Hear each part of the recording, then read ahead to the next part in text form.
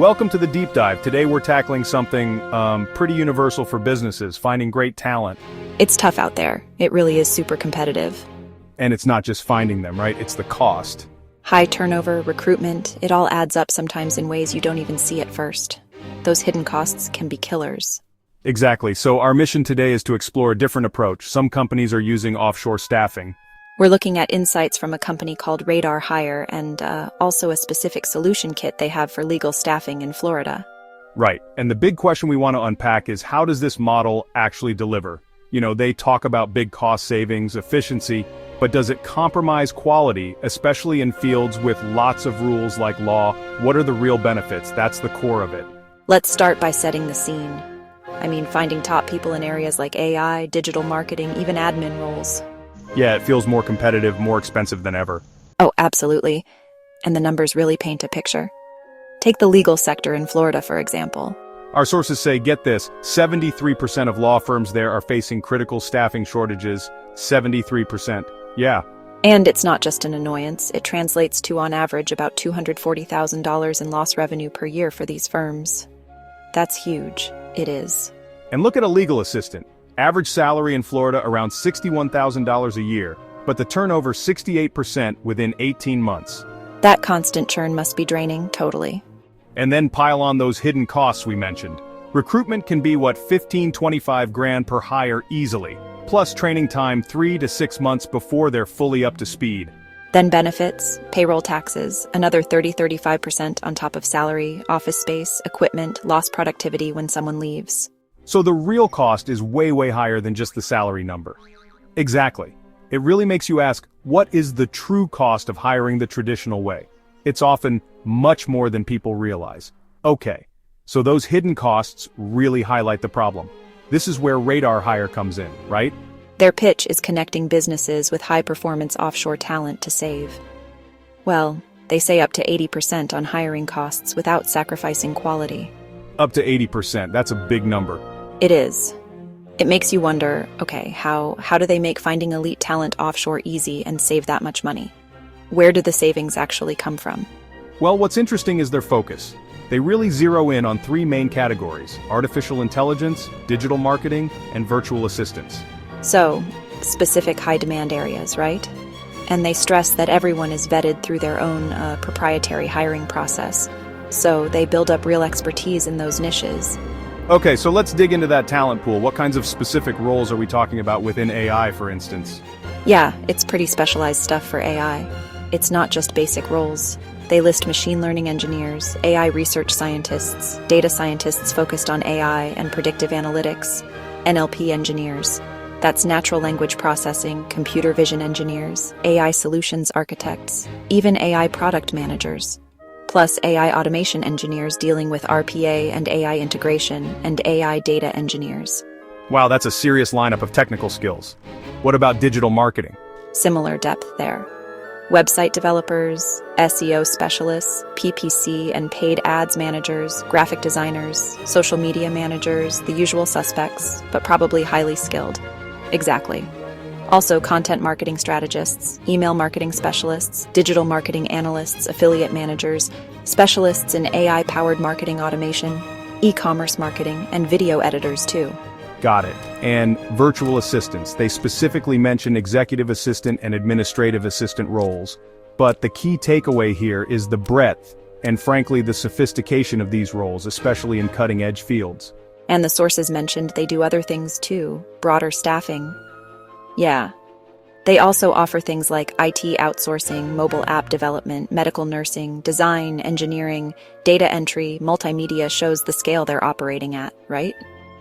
So they talk about making it all seamless. If I'm a business owner listening, how does this actually work? They have a 4-step process on their site. Seems straightforward. Step 1 is defining your needs. You work with your team. Get really clear on the skills, experience, what the role needs to achieve.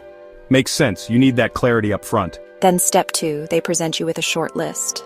Pre-vetted people, their elite talent, ready for you to interview. So they do the initial filtering for you, saves time.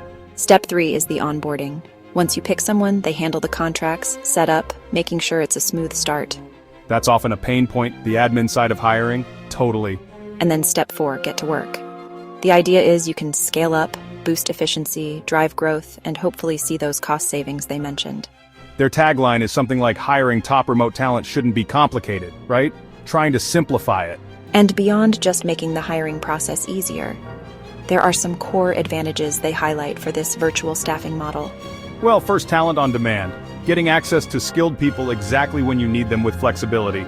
So, not necessarily a full-time permanent hire right away. Could be, but also flexibility. Second, cost effectiveness. It's not just lower salaries, it's tapping into that global talent pool, reducing overheads, office space, local benefits packages, etc. Okay. And third, they mentioned 24/7 support, guaranteeing service continuity, quick responses, making it feel like the support is right there, even if they're geographically distant. That support aspect is interesting. It feels like it's not just about finding a person, but changing how you access skills and run things. Exactly. It's a shift in operational thinking. But here's the kicker for me, and probably for a lot of listeners. Yeah, quality. How do they really ensure elite talent and smooth integration when you're hiring remotely? They talk about this proprietary process, radar match. What is that? Ah, yes, the radar match engine. This seems to be their answer to the quality question. It's a detailed 7-step vetting process. 7 steps. Okay. Break it down for us. All right. Step 1, talent needs discovery. It starts with a 30-minute call. They dig deep core skills, soft skills, what success looks like in the role, time zones, communication style, culture, fit, how much autonomy the person needs. So way beyond just a job description, much deeper. Step 2, strategic role mapping. They build a custom RO scorecard. That's the detailed job description plus KPIs, key performance indicators. Define the benchmarks for skills, technical, and soft. And they use AI to help filter resumes initially. Oh, using tech arts. Step 3, global sourcing and vetting. This is the core radar match part. They source candidates from their networks, use AI for initial resume parsing, but then manually vet resumes. Crucially, they do structured video interviews, checking communication, professionalism, how they handle situations. Then come technical assessments, coding tests, marketing tool tests, admin skills tests, whatever fits the role, plus gathering work samples, portfolios, approving the skills, not just claiming them. Exactly. Step 4, candidate shortlist presentation. Within 710 business days, you get 2-3 candidates, and it's a full package. Video interview notes, behavioral assessments, text test results, portfolio links, and their own recommendation scorecard explaining why they chose these people. That sounds pretty comprehensive. It is. Step 5, client interviews. They set up the interviews for you, give you guides, help you debrief after, and assist with the final decision, taking the coordination burden off. Step 6, seamless onboarding. They handed the offer letter, background checks, setting up payroll, ensuring local tax compliance, even helping with equipment if needed. Wow, okay, that covers a lot. And finally, step 7, ongoing talent management. It doesn't stop at the hire. You get a dedicated client success manager, monthly check-ins on performance, time tracking, productivity monitoring, and a fast replacement guarantee if things don't work out. That guarantee is important. So, it really sounds like an end-to-end service designed to tackle those common hiring headaches, especially the vetting and onboarding parts. Definitely seems like more than just finding a name. It's about ensuring the fit and integration. Right, now let's bring this back to that specific example of the Florida law firms. Yeah, you mentioned the huge staffing shortages, 73%. Yeah, and the massive loss revenue. So how does this model stack up financially in that specific high-stakes context? This is where it gets really concrete for a legal assistant. Remember, we said the average total annual cost for a local hireer in Florida, including all those hidden costs, is around $85,970 according to the source. Okay. The average annual cost for a radar hire legal assistant, $26,400. Wow, that's a big difference. It's huge. Nearly $60,000 saved in the first year.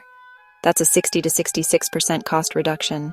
60 to 66%. Yeah, and thinking bigger picture, that's not just trimming costs. It fundamentally changes the firm's finances, turns a big fixed cost into something more flexible, scalable. It unlocks potential for growth, reduces risk. Okay, the numbers are compelling, but again, law firms, they have strict rules, Florida bar compliance.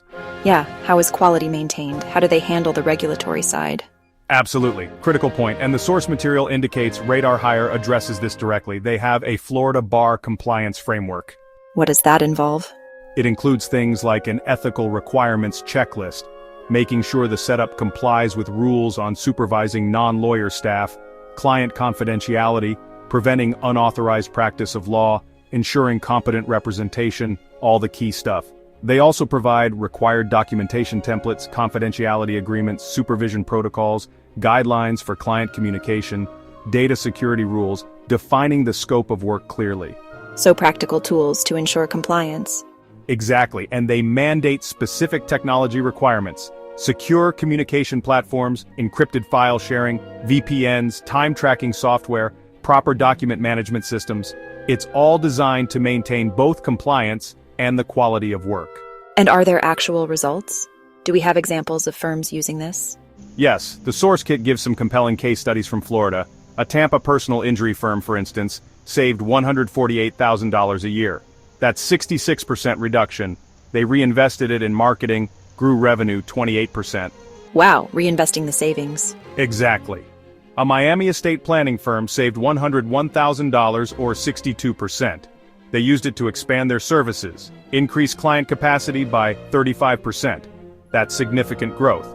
And a Jacksonville corporate law firm saved $113,000, 67%. The interesting thing there, it improved work-life balance, cut partner overtime by 60%. So it's not just about the money. It can impact the firm's culture and well-being too. Precisely. These examples really drive home the so what. It's cost-cutting, yes. But it enables reinvestment, expansion, better services, and even a healthier work environment. Strategic staffing as a growth lever. Okay, so we've seen the process, the vetting, the cost savings, the compliance aspect. Beyond just the how, what's the bigger picture? What's the underlying mission for a company like Radar Hire? Well, based on their materials, their mission seems built on 4 pillars. First, empowering business owners, giving them access to top remote talent so they can scale efficiently, profitably, right? Second, supporting elite talent worldwide, connecting these skilled professionals with good opportunities regardless of geography. Kind of a win-win. Makes sense. Third, enhancing work-life balance, helping entrepreneurs and their teams focus on high-value work, leveraging remote collaboration. That Jacksonville example fits here. Yeah, definitely. And fourth, staying ahead of the curve, continuously finding and vetting talent in those fast-moving areas like AI and digital marketing so their clients stay competitive. So it really positions itself as a comprehensive solution for, well, the challenges of modern staffing, aiming to change how businesses operate and access skills globally. That seems to be the goal. Yes. All right. Well, that wraps up our deep dive into this offshore staffing model.